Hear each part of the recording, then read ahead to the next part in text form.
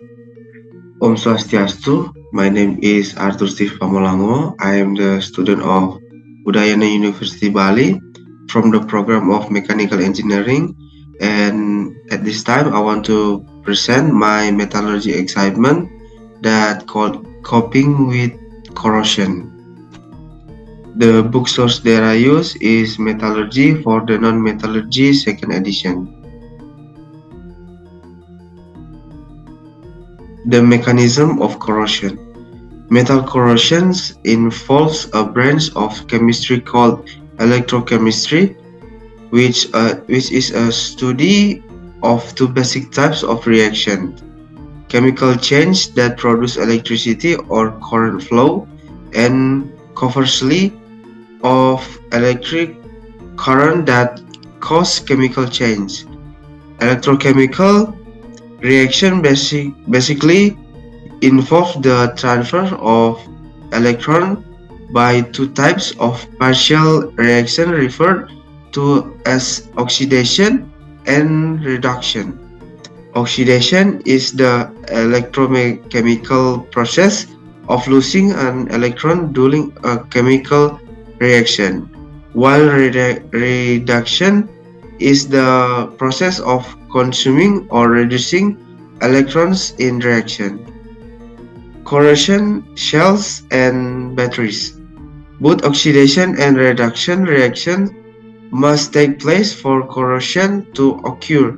During metal corrosion, the areas over which the anodic and cathodic reaction occur may both vary greatly from areas a few atoms apart to areas extending to hundreds of square meters. Many small corrosion cells can form over the surface of one material. For example, consider the example of two metals, an iron and zinc, separately immersed in a weak mineral acid. Forms of corrosion. During metal corrosion, the areas over which the anodic and cathodic reaction occur can vary greatly. This results in various forms of corrosion such as uniform attack, pitting, and corrosive corrosion. When the anode and cathode sides are so close together that they cannot be distinguished side, and when the sides undergo change and reverse with time, uniform corrosion is said to occur. The small corrosion shells are essentially short circuit galvanic cells. Corrosion fatigue is caused by repeated or fluctuating stress in a corrosive environment. Fatigue life is shorter than would be expected if the sole cause was either repeated or fluctuating fatigue or a corrosive environment. The environment is the key factor in this type of corrosion. In many cases, fatigue is initiated from small pits and on a corrode surface that act as stress resistor. Corrosion prevention or mitigation.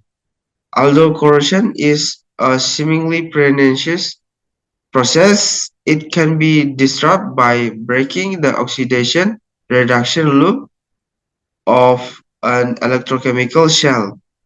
The difficulty is its complexity. Corrosion inhibitor.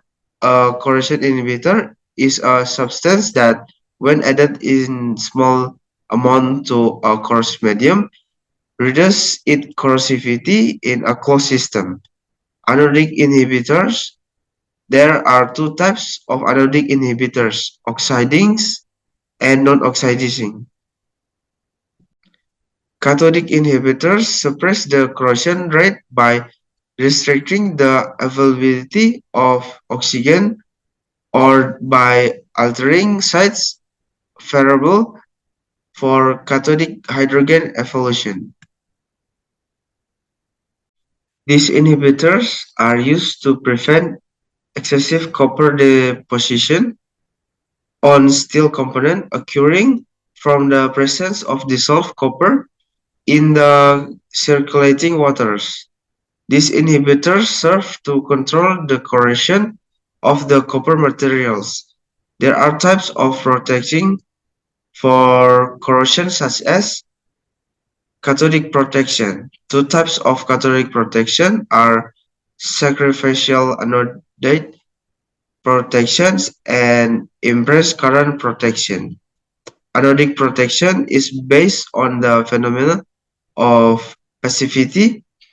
Anodic protection requires that the potential of the metals be controlled.